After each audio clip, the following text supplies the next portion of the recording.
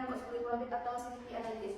Yang pertama adanya beberapa manfaat analisis ini. Yang pertama adanya penjualan minimal yang harus dipertahankan agar perusahaan tidak mengalami kerugian. Yang kedua adanya penjualan yang harus dicapai untuk memperoleh keuntungan tertentu.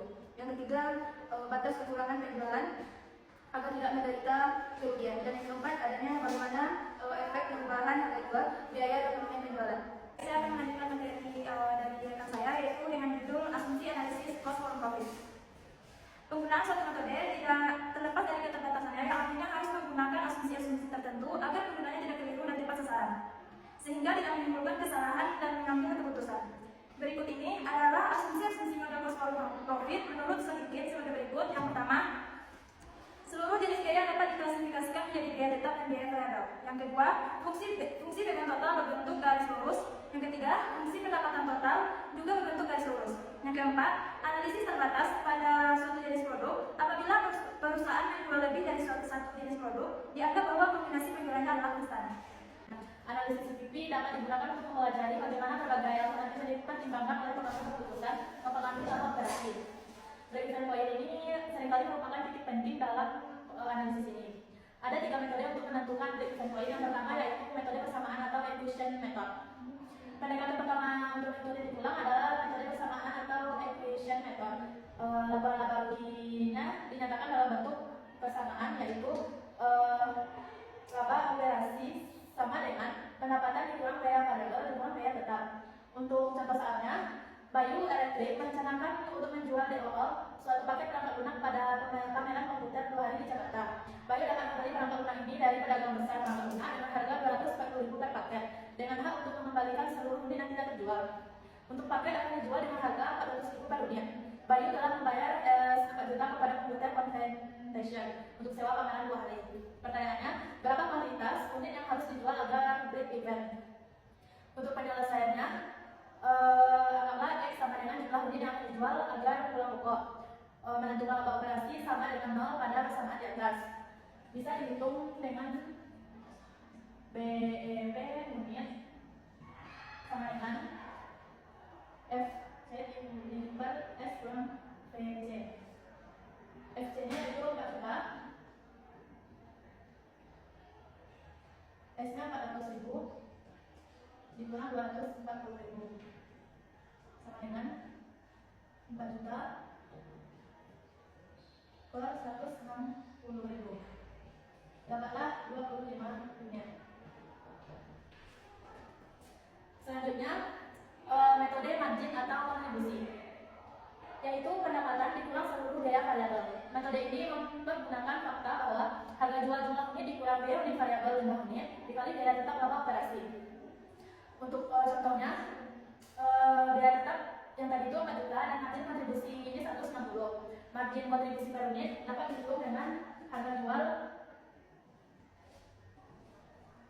dikurang biaya variabel unit.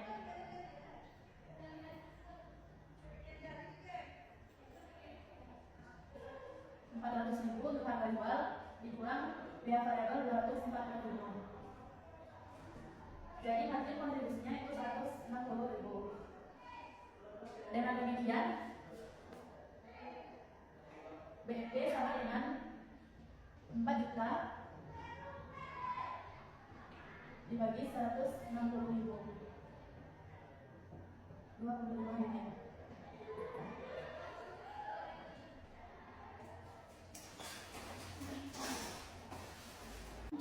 Baik, materi selanjutnya yaitu target laba operasi. Sebagai contoh, akan diperkenalkan elemen laba dengan menanyakan berapakah banyak unit harus dijual untuk menghasilkan laba operasi sebesar 2.400.000. Metode persamaan menyediakan cara yang mudah untuk menjawab pertanyaan ini, yaitu dengan rumus pendapatan dikurang biaya variabel dikurang biaya tetap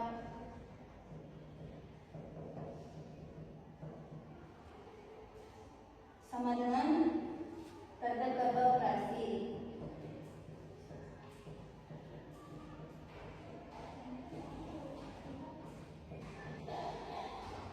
Pendapatannya sebesar 400.000 dikurang biaya variabel sebesar 240 dikurang biaya tetap sebesar 4 juta sama dengan 2.400. 400 dikurang 240 sama dengan 160. 4 jutanya pindah ke sebelah dan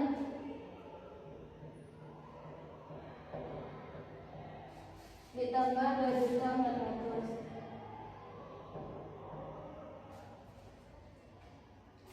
160 tetap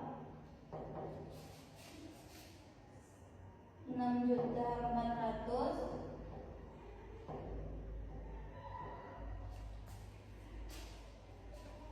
Jadi N sama dengan 6.400 dibagi 160